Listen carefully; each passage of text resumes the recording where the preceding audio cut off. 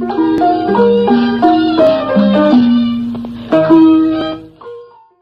င်္ဂလာပါရှင်ဗုဒ္ဓဟူးညသတင်းတင်ဆက်မှုအစီအစဉ်မှပြန်လည်ကြိုဆိုလိုက်ပါရရှင်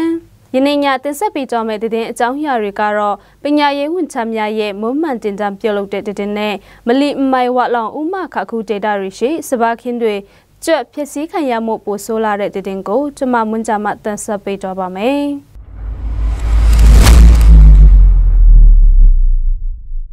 KIO အရှိပိုင်းတိုင်းမိုင်ကြရောင်မြို့လွေတောင်ဘုံဟိုတယ်ခမ်းမမှာစက်တင်ဘာလ29ရက်နေ့မှစပြီး29ရက်နေ့အထိ KIO ပညာရေးဌာနမှကျောင်းအုပ်ကြီးများနဲ့ပညာရေးမှူးတွေကိုမွမ်းမံတင်တန်းပေးလက်ရှိကြောင်းသိရပါတယ်။မွမ်းမံတင်တန်းမှာ KIO အရှိပိုင်းတိုင်းတောင်ပိုင်းတိုင်းဗဟိုတိုင်းဌာနချုပ်ဒေသတွေက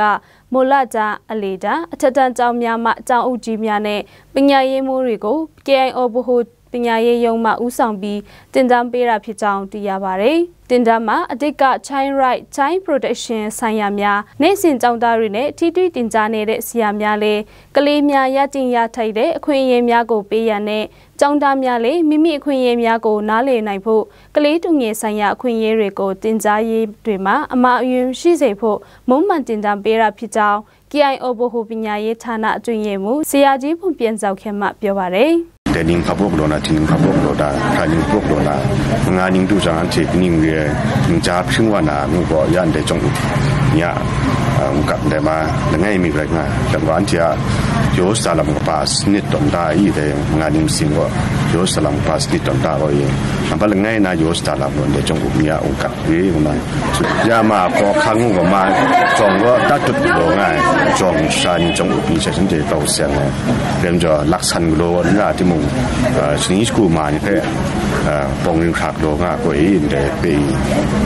在浪那草啊那么多，有时候多的我们什么。那个我们တင်တာမှာ KIO အရှေ့ပိုင်းတိုင်းတောင်ပိုင်းတိုင်းဗဟိုတိုင်းဌာနချုပ်ဒေသတွေကကျောင်းကြီးများနဲ့ပညာရေးမှူးများစုစုပေါင်း33ဦးတက်ရောက်တင်ကြားနေတာဖြစ်ကြောင်းလည်းသိရပါတယ်ရှင်။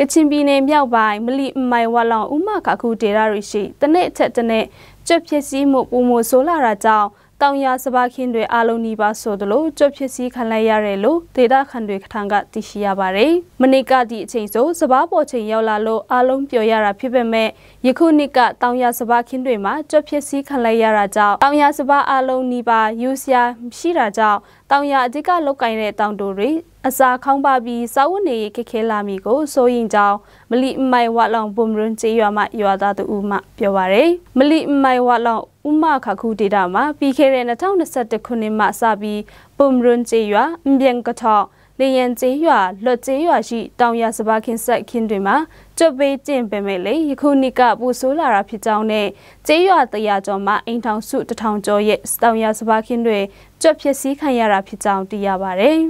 ဗမာကျင်းကြပါရာဖြင့်တင်ဆက်မှုအစီအစဉ်ကိုကြည့်ရှုနားဆင်သူပရိသတ်အပေါင်းရွှေလန်းချမ်းမြေ့ကြပါစေရှင်